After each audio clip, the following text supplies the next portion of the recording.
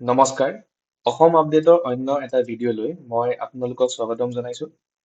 আজিৰ এই ভিডিঅ'টোত মই 8 ফেব্ৰুৱাৰী 2026 পৰা 14 ফেব্ৰুৱাৰী 2026 লৈকে যিখিনি আসাম ৰিলেটেড আমাৰ ইম্পৰ্টেণ্ট নিউজ আছিলে সেইখিনি মই ডিছকাশ্যন কৰিম।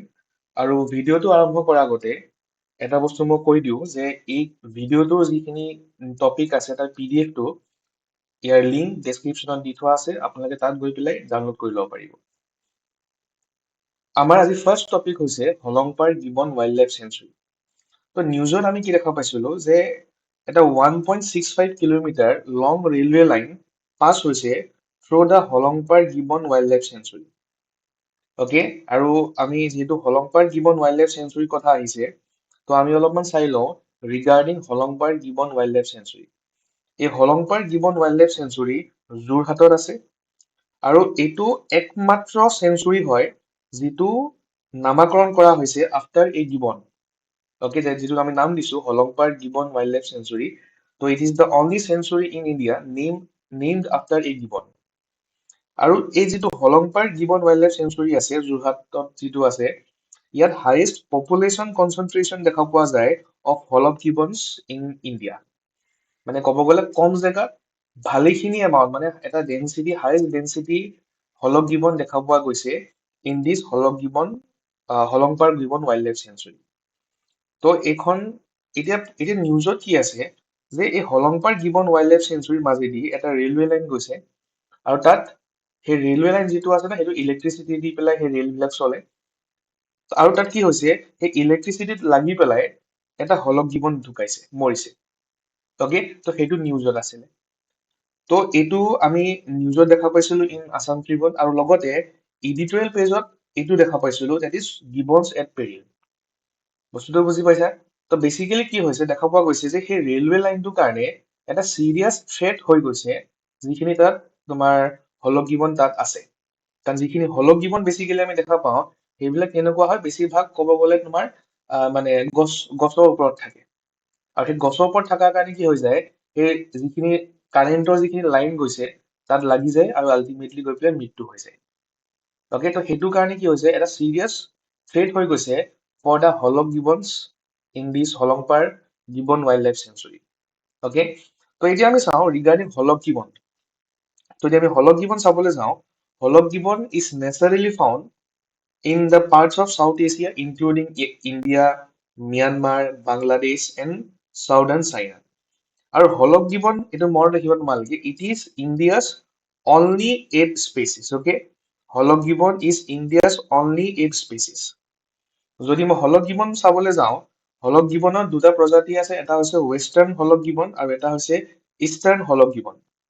যিটো ৱেষ্টাৰ্ণ হলক গিবন আছে, it is found mostly across the most part of north East India. আৰু ইষ্টাৰ্ণ হলক গিবন যদি চোৱা যায়, ইয়াত বেছিভাগ ক'ত পোৱা যায়, অৰুণাচল প্ৰদেশত পোৱা যায়।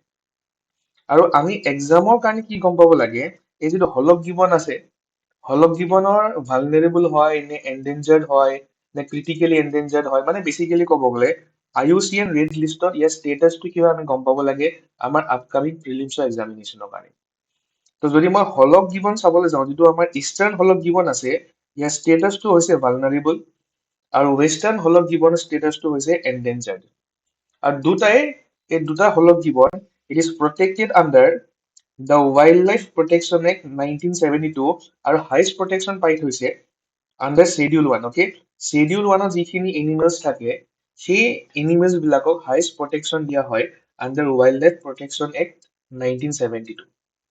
অ'কে, তো এইখিনি বস্তু যিহেতু হলক গিবনৰ বিষয় নিউজত আছে, তো আমি আশা কৰিব পাৰো যে আপকামিং আমাৰ যিটো APSC পৰীক্ষা আহি আছে তাত আইদাৰ হলক গিবন নহলে হলংপাৰ গিবন ৱাইল্ড লাইফ চেঞ্চুৰীৰ ওপৰত কিবা নহয় কিবা এটা প্ৰশ্ন আহিব পাৰে। তো সেইটো কাৰণে আমি এটলিষ্ট গম পাব লাগে হলক গিবনৰ বিষয়ে গম পাব লাগে, আৰু লগতে এই হলংপাৰ গিবন ৱাইল্ড লাইফ চেঞ্চুৰীৰ বিষয়ে আমি অলপমান গম পাব লাগে। ঠিক আছে, আৰু যিখিনি বস্তু আমি পঢ়িলো তাৰ ওপৰত বেছ কৰি পেলাই এটা প্ৰিলিমছ প্ৰেক্টিচ কুৱেশ্যন দি থোৱা আছে, তোমালোকে প্ৰেক্টিচ কৰিবা। ইয়াৰ এনচাৰ ডিছক্ৰিপশ্যনত দি থোৱা আছে, তাত তোমালোকে চেক কৰি ল'ব পাৰা তোমালোকৰ এনচাৰ শুদ্ধ হৈছে নে ভুল হৈছে। নেক্সট আমাৰ আজি টপিকটো হৈছে tea industry and Indo US trade deal. তো এইটো এটা বহুত ইম্পৰ্টেণ্ট নিউজ হয়, বিকজ কি দেখা পোৱা গৈছে যিটো এটা ইণ্টাৰিম যিটো ইণ্ডিয়া ইউ এছ ট্ৰেড ডিল হৈছিলে, তো সেই ট্ৰেড ডিলটো কি দেখা পোৱা গৈছে যে জিৰ' ডিউটি এক্সেছ প্ৰভাইড কৰা হৈছে টু ইণ্ডিয়ান টি। অ'কে, মানে নাম্বাৰ অফ ইণ্ডিয়ান এক্সপৰ্টছৰ ওপৰত জিৰ' ডিউটি এক্সেছ প্ৰভাইড কৰা হৈছে, আৰু লগতে ইণ্ডিয়ান টিৰ ওপৰতো আল্টিমেটলি 0% তোমাৰ মানে টেৰিফ লগোৱা হৈছে। অ'কে, তো মেইন প্ৰভিজন কি কি আছিলে? প্ৰথম কথা হৈছে যে জিৰ' টেৰিফ হ'ব on Indian tea, means no' U S import tariff on Indian tea. Okay, আৰু যিহেতু জিৰ' টেৰিফ লগোৱা হৈছে, জিৰ' ইম্পৰ্ট ডিউটি লগোৱা হৈছে, তো তাৰ পৰা কি হ'ব, ইণ্ডিয়াৰ যিটো টি আছে তাৰ কম্পিটিটিভনেছ বাঢ়িব in the U S market. যদি আমি হিষ্টৰিকেলিও চাবলৈ যাওঁ, historically Indian tea enjoyed zero' duty access to the U S. আগতেও জিৰ' ডিউটি আছিলে, বাট পিছত কি হৈছিলে, পিছত মানে কেইদিনমানৰ আগত, পিছত মানে ক'ব গ'লে বহুত পুৰণা নহয়, এই কেইদিনমানৰ আগত ট্ৰাম্প যেতিয়া তোমাৰ প্ৰাইম মিনিষ্টাৰ হ'ল, চৰি প্ৰেচিডেণ্ট হ'ল, তাৰপিছত কি হৈ গ'ল, 25% ইম্পৰ্ট ডিউটি লগোৱা হৈছিলে by the U S on Indian tea. পিছত কি কৰা হ'ল, আকৌ এডিশ্যনেল 25% আকৌ লগোৱা হৈছিলে ডিউটি। তো টোটেল গৈ পেলাই টোটেল ডিউটি হৈ গ'ল 50%। অ'কে, বাট যিটো বৰ্তমান ইণ্টাৰিম যিটো ট্ৰেড ডিল হৈছে between India and U S, তাত আকৌ ডিউটিটো ৰিডিউচ কৰি পেলাই কৰি দিয়া হৈছে জিৰ'। অ'কে, তো তাৰ পৰা আশা কৰা হৈছে যে ইণ্ডিয়ান যিটো টি মাৰ্কেট আছে, সেই টি মাৰ্কেটত এটা বুষ্ট পাব। অ'কে, মোৰ অভাৰ ক'ব গ'লে যিখিনি আমাৰ এক্সপৰ্টৰ পৰা যিটো আৰ্নিংছ হয়, তো সেই এক্সপৰ্টৰ পৰা আৰ্নিংছটো আল্টিমেটলি বাঢ়িব from the tea sector. Moreover আমাৰ ইমপ্ৰুভ কৰিব মাৰ্কেট এক্সেছ, মানে basically in the U S, আৰু লগতে প্ৰাইচ কম্পিটিটিভনেছো বাঢ়িব in the U S market. আৰু লগতে দিছ জিৰ' ডিউটি যিটো কৰা হৈছে অন ইণ্ডিয়ান টি, তাৰ পৰা কি হ'ব, আমাৰ প্লেণ্টেশ্যন ইকনমিটোক ছাপোৰ্ট কৰিব, আৰু বহুত খেতিয়কে এই টি প্লেণ্টেশ্যনৰ ক্ষেত্ৰত মানে আকৌ আগবাঢ়ি আহিবৰ কাৰণে বহুতে মানে বিচাৰিব। অ'কে, কাৰণ প্ৰায় কিছুমান দেখা পোৱা গৈছিল যে বহুত খেতিয়কৰ তোমাৰ কি হৈছিল, টিৰ পৰা সিমান লাভ হোৱা নাছিলে। তো এতিয়া কি হ'ব, যে এটলিষ্ট যিটো আমাৰ প্লেণ্টেশ্যন ইকনমি আছে সেইটো ছাপোৰ্ট হ'ব, বেচিকেলি ক'ব গ'লে in Assam as well as in North East India. আৰু moreover it will also' strengthen India and U S trade relations. Okay, moreover তোমালোকে চোৱা, আমাৰ যিটো ইণ্ডিয়ান টি হয়, মানে কি হয়, ইম্পৰ্টেণ্ট হয় in the U S market, because U এছৰ যিখন মাৰ্কেট হয়, it is an emerging market for Indian tea. আৰু মোৰ অভাৰ ইণ্ডিয়াই আজিৰ সময়ত মোৰ দেন 25 কাণ্ট্ৰিজলৈকে ইণ্ডিয়ান টি এক্সপৰ্ট কৰে, আৰু মেজৰ যিখিনি ইম্পৰ্টাৰ্ছ হয় অফ ইণ্ডিয়ান টি, সেইখিনি U A E, Iraq, Russia, U S, U K etcetera দি থোৱা আছে। অ'কে, তো আমাৰ ডিছকাশ্যনৰ ওপৰত বেছ কৰি পেলাই এটা প্ৰিলিমছ প্ৰেক্টিচ কুৱেশ্যন দি থোৱা আছে, তোমালোকে প্ৰেক্টিচ কৰিব পাৰা, এনচাৰ ডিছক্ৰিপশ্যনত দি থোৱা আছে। নেক্সট আমাৰ আজি টপিকটো হৈছে 24th বড়োলেণ্ড ডে।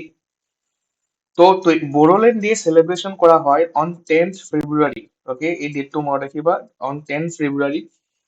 10th ফেব্ৰুৱাৰীতে আমি বড়োলেণ্ড ডে কিয় চেলিব্ৰেশ্যন কৰা হয়? বিকজ 10th ফেব্ৰুৱাৰীতে ছেকেণ্ড বড়ো একৰ্ড চাইন কৰা হৈছিলে, আৰু সেই ছেকেণ্ড বড়ো একৰ্ড চাইন কৰাৰ এইবছৰ 24 ইয়াৰ্ছ কমপ্লিশ্যন হৈছে। তো সেইটো কাৰণে কি কৰা হৈছে, 24th বড়োলেণ্ড ডে চেলিব্ৰেশ্যন কৰা হৈছে। অ'কে, তো যদি মই বিভিন্ন বড়ো একৰ্ড চাবলৈ যাওঁ, অ'কে, তো তোমালোকে চোৱা, যেতিয়া আছাম মুভমেণ্ট হৈছিলে, অসমত নাম্বাৰ অফ বাহিৰৰ পৰা মানুহ সোমাইছিলে, তো তাৰ কাৰণে কি হৈছিলে, অসম এজিটেশ্যন বা আছাম মুভমেণ্ট হৈছিলে, অসম আন্দোলন হৈছিলে, আৰু অসম আন্দোলনৰ ফলস্বৰূপে আছাম একৰ্ড চাইন কৰা হৈছিলে। অ'কে, আৰু দেখা পোৱা গৈছিলে যে যিখিনি আজি সময়ত আমি B T A D area বুলি কওঁ, সেইখিনি সময়তো সেই তেনেকুৱা জেগাতো দেখা পোৱা গৈছিলে যে বাহিৰৰ পৰা বহুত মানুহ তালৈও গৈছিলে, আৰু তাৰ পৰা যিখিনি বড়ো মানুহৰ যিখিনি কালচাৰ আছিলে সেইবিলাকো আল্টিমেটলি থ্ৰেটেন হৈছিল। অ'কে, তো সেইটো কাৰণে বড়ো মুভমেণ্টটো আৰম্ভ হৈছিলে, আৰু নাম্বাৰ অফ গ্ৰুপে আৰ্মছ লৈ পেলাই তোমাৰ ৰিভল্ট কৰিছিলে। অ'কে, নাম্বাৰ অফ ডিমাণ্ড দিছিলে from the government of India as well as government of Assam. তো এতিয়া কি হৈ গ'ল, তো সেইসকল ব্যক্তিক মানে শান্তি আলোচনালৈ আনিবলৈ তেখেতসকলক চাৰেণ্ডাৰ কৰাবৰ কাৰণে number of Bodo accord sign কৰা হৈছিলে, আৰু লগতে আমাৰ বড়োসকলৰ যিখিনি ডিমাণ্ড আছিলে সেই ডিমাণ্ডবিলাক ফুলফিলমেণ্ট কৰিবৰ কাৰণেও বিভিন্ন বড়ো একৰ্ড চাইন কৰা হৈছিলে।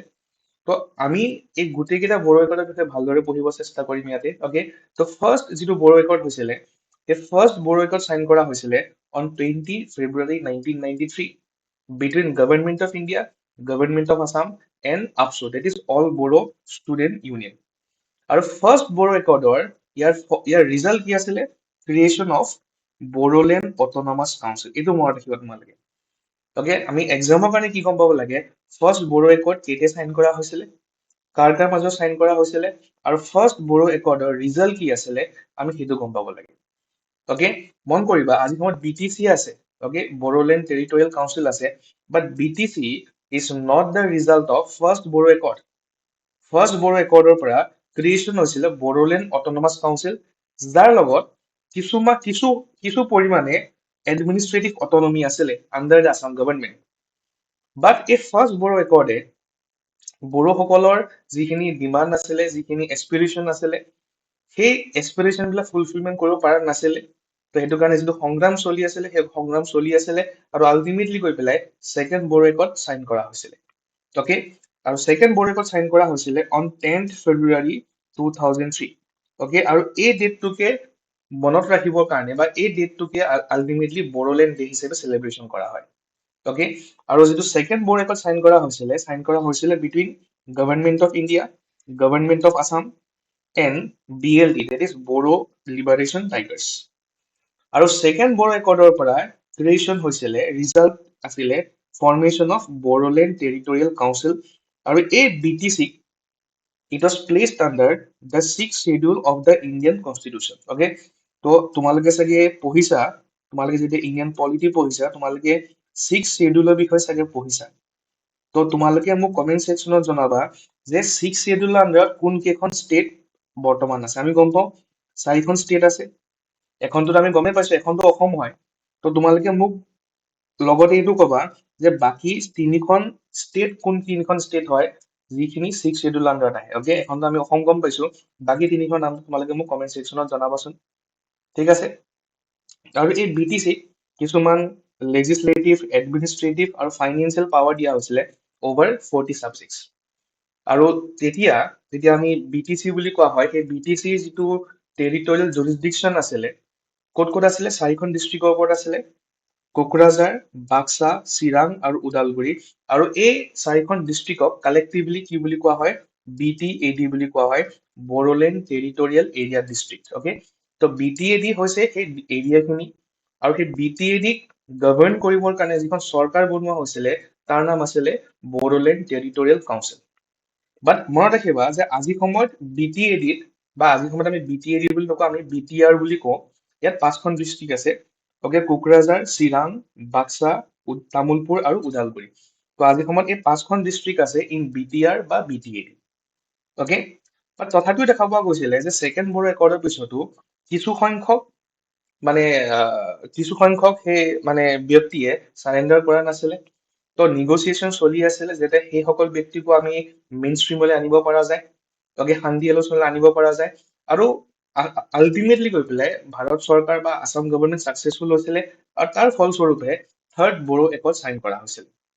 থাৰ্ড বড়ো একৰ্ড চাইন কৰা হৈছিলে on 27th January 2020 between Government of India, Government of Assam, All Bodo Student Union, United Bodo People's Organization, আৰু a fraction of NDFB, that is National Democratic Front of Bodoland. Okay, because NDFB গোটেইখিনি মানুহে আজিলৈকে surrender কৰা নাইকিয়া, তো NDFB এটা ফ্ৰেকশ্যনে surrender কৰিছিলে আৰু এই এগ্ৰিমেণ্টটো বা এই একৰ্ডটো চাইন কৰিছিলে। আৰু এই একৰ্ডৰ আণ্ডাৰত ৰিনিউম কৰা হৈছিলে, মই অলৰেডি কৈছো যে আজি সময়ত আমি BTAD বুলি নকওঁ, আমি BTR বুলি কওঁ। অকে, তো সেই BTAD ৰিনিউম কৰি পেলাই নামটো সলোৱা হৈছিলে as BTR, that is Bodoland territorial region. আৰু এই এৰিয়াটোত আগতকেও বেছি ফাইনেন্সিয়েল আৰু পলিটিকেল পাৱাৰ্ছ দিয়া হৈছিলে।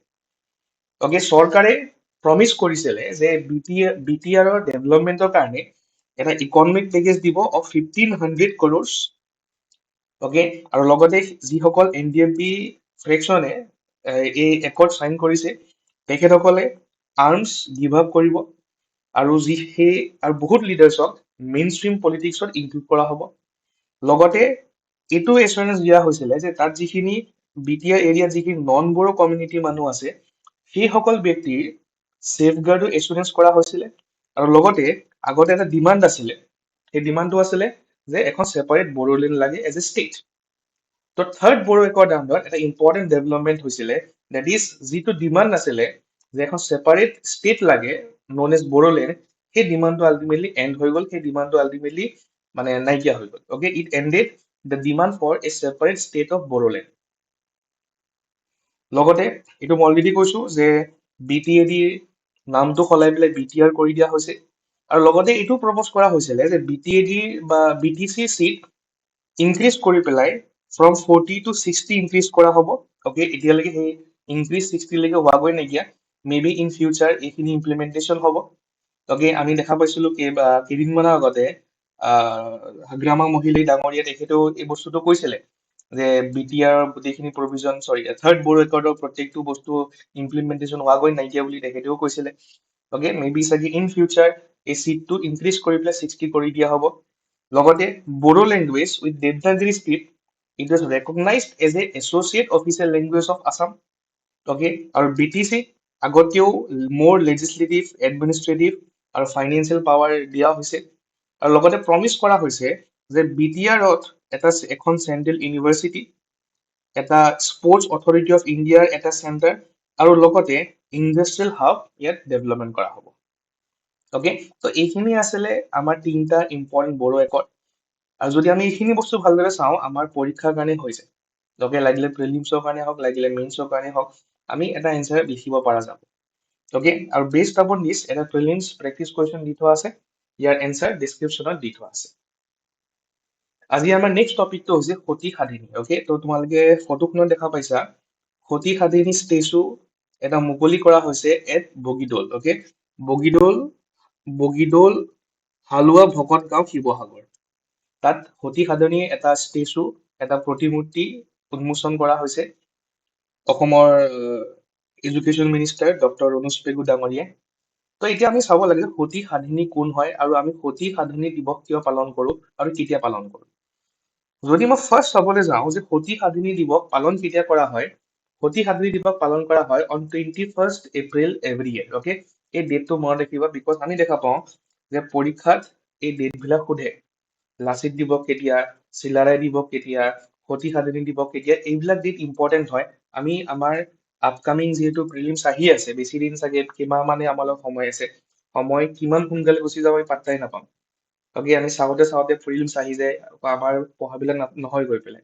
তো সেইটো কাৰণে এটলিষ্ট আমি প্ৰিলিমছ হওক বা আপকামিং মেইনছেই হওক, আমি এতিয়াৰ পৰাই ভালদৰে পঢ়ি যাব লাগে। অ'কে, তো এনেকুৱা প্ৰশ্ন দেখা পোৱা গৈছে যে বিভিন্ন সময়ত পৰীক্ষাত সুধিছে, অকল A P S C prelims বুলিয়ে নহয়, বিভিন্ন পৰীক্ষাত এনেকুৱা ডেট বিলাক সোধে। তো সতী সাধিনী দিৱস আমি গম পাব লাগে, চেলিব্ৰেশ্যন কৰা হয় প্ৰত্যেক বছৰে 21 এপ্ৰিল তাৰিখে। সতী মানে সাধিনী কোন আছিল? অ'কে, তেখেত she was the last queen of the Chutia kingdom.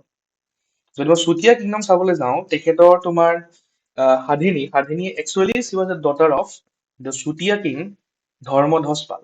Okay, তেখেত চুতীয়া ৰজা ধৰ্মধ্বজ পালৰ জীয়ৰী আছিলে আৰু তেখেতৰ বিয়া হৈছিলে উইথ নীতিপাল। অ'কে, ইয়াত মই বেছি এক্সপ্লেনেশ্যন নকৰো। অ'কে, আমি একদম হিষ্ট্ৰীত সোমাই পেলাই নাযাওঁ গৈ পেলাই।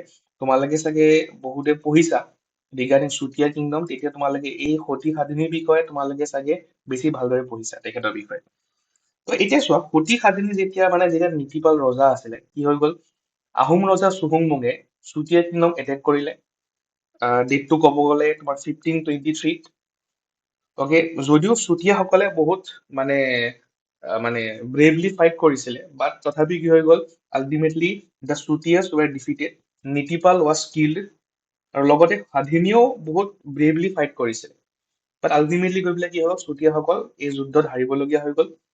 আৰু কি হৈ গ'ল চোৱা, যিহেতু সাধিনীৰ হাজবেণ্ড নীতিপাল আছিলে, নীতিপালক মাৰি পেলোৱা হৈ গ'ল।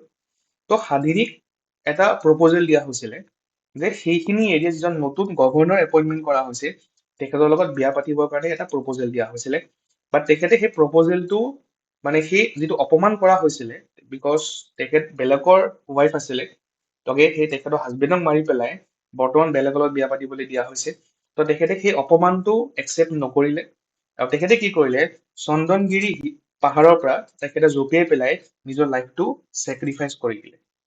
অ'কে, তো তেখেতৰ সেই চেক্ৰিফাইচটোকে আমি আজি সময়ত আমি স্মৰণ কৰো আৰু তাৰ কাৰণে আমি পালন কৰো সতী সাধিনী দিৱস every year on 21st April. এই ডেটটো মনত ৰাখিবা। অ'কে, আৰু লগতে তোমালোকে সঠিক সাধনী বিষয়ে আমি এক্সামৰ কাৰণে গম পাব লাগে। ঠিক আছে, আৰু বেষ্ট আপন আমি যিখিনি বস্তু পঢ়িছো এটা প্ৰিলিমছ প্ৰেক্টিচ কুৱেশ্যন দি থোৱা আছে, ইয়াৰ এনচাৰ তোমালোকে ডেছক্ৰিপশ্যনত পাই যাবা। আমাৰ নেক্সট আজি টপিক হৈছে খামৰেংগা বিল এণ্ড সোণ বিল। এই টপিকটো আমি বেছিকে একো এক্সপ্লেনেশ্যন নকৰো।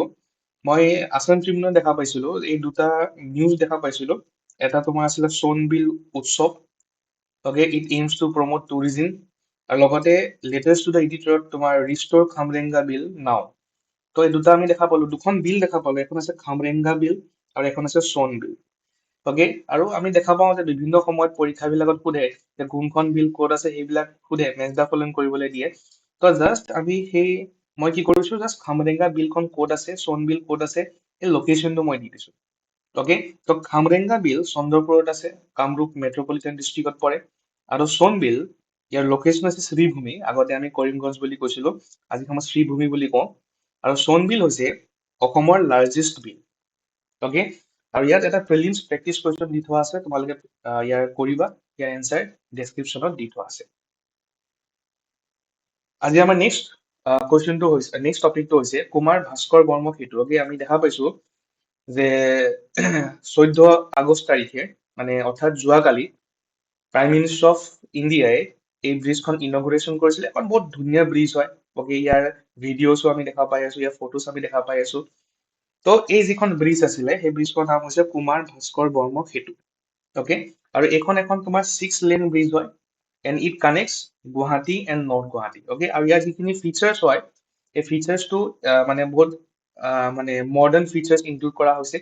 যেনেকে ক'ব গ'লে ফ্ৰিকশ্যন, পেণ্ডুলাম, বিয়েৰিংছ ইউজ কৰা হৈছে, যাতে এনহেন্স কৰে আৰ্থকুৱেক ৰেজিষ্টেঞ্চ, বিকজ অসম এটা আৰ্থকুৱেক প্ৰ'ন এৰিয়াত পৰে। আৰু এই যিখন ব্ৰিজ হয়, এই ব্ৰিজখন তোমাৰ national highway authority of India বনোৱা নাই। কোনে বনাইছে? অসমৰ PWD ডিপাৰ্টমেণ্টে বনাইছে। তো ক'ব গ'লে কি হয়, এটা মানে বহুত ইম্পৰ্টেণ্ট হয় যে অসমৰ এটা ডিপাৰ্টমেণ্টে ইমান ধুনীয়া এখন ব্ৰিজ বনাইছে। অ'কে, তো এতিয়া যদি চাবলৈ যাওঁ, এইখন ব্ৰিজ ক'ত আছে? ব্ৰহ্মপুত্ৰৰ ওপৰত আছে। তো আমি যদি এনে ভালদৰে চাবলৈ যাওঁ যে ব্ৰহ্মপুত্ৰৰ ওপৰত আমাৰ কোনবিলাক ব্ৰিজ আছে। অ'কে, তো ইয়াত তোমালোকে মেপত দেখা পাইছা কোনবিলাক ব্ৰিজ আছে। মেপখনত তোমাৰ কুমাৰ ভাস্কৰ বৰ্মা সেতুখনৰ বিষয়ে নাইকিয়া, বিকজ মেপখন মই আগতেই আঁকিছিলো। আৰু মই অলৰেডি ব্ৰিজেছ অভাৰ ব্ৰহ্মপুত্ৰ, তাৰ ওপৰত মই এটা ভিডিঅ' বনাই থৈছো। এই ভিডিঅ' ডেছক্ৰিপশ্যনত মই লিংকটো দি দিম, তোমালোকে তাত গৈ পেলাই চাব পাৰিবা। তাত মই ভালদৰে মই এক্সপ্লেনেশ্যন কৰিছো যে আমাৰ যিমানবিলাক ব্ৰিজেছ আছে অভাৰ ব্ৰহ্মপুত্ৰ, এক্সেপ্ট দিছ কুমাৰ ভাস্কৰ বৰ্মা সেতু, বিকজ এতিয়া এইখন জাষ্ট ইনগুৰেশ্যন কৰা হৈছে, আৰু ভিডিঅ'টো মই আগতে বনাইছিলো। তো প্ৰত্যেকখন ব্ৰিজ, অ'কে, তাৰ দৈৰ্ঘ্য কিমান, তাৰ লেন্থ কিমান, কোনবিলাক এৰিয়া তাক মানে কোনবিলাক এৰিয়া কানেক্ট কৰিছে, কেতিয়া বনোৱা হৈছিল, সেই গোটেইবিলাক বস্তু সেই ভিডিঅ'টোত ভালদৰে দি থোৱা আছে। তো আপোনালোকে কাইণ্ডলি গৈ পেলাই সেই ভিডিঅ'টো চাই ল'ব। অ'কে, তো মই সেইকাৰণে এই টপিকটো মই বেছি এক্সপ্লেনেশ্যন নকৰো।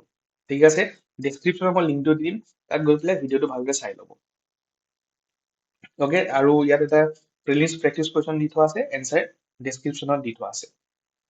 নেক্সট আমাৰ টপিক হৈছে যে high court gives note to Kamakhya access corridor project. Okay, তো যিটো মা কামাখ্যা মন্দিৰ আছে অসমত, গুৱাহাটীত, তো তাৰ এৰিয়াটো অলপমান ইনক্ৰিজ কৰিবৰ কাৰণে গভৰ্ণমেণ্টে এটা এক্সেছ কৰিডৰ প্ৰজেক্ট হাতত লৈছিলে, বাট কি হৈ গ'ল, এটা PIL ফাইল কৰা হৈছিলে। তাত বিভিন্ন কাৰণ দেখুওৱা হৈছিলে যাৰ কাৰণে এই প্ৰজেক্টটো কৰিব নালাগে।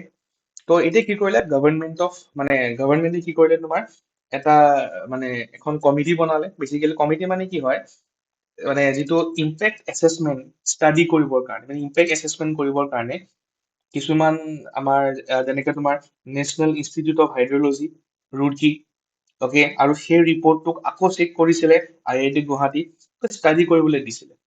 তো ষ্টাডি কৰিলে, ৰিপৰ্ট ছাবমিট কৰিলে, ৰিপৰ্টটোত তেনেকুৱা একো মানে ৰেড ফ্লেগ একো দেখা পোৱা নাই। মানে কোৰ্টে ইভেন সেইটোৱে কৈছে যে ইয়াত তেনেকুৱা কোনো একো ৰেড ফ্লেগ দেখা নাইকিয়া regarding damage to the temple structure বা on the impact of underground holy water springs.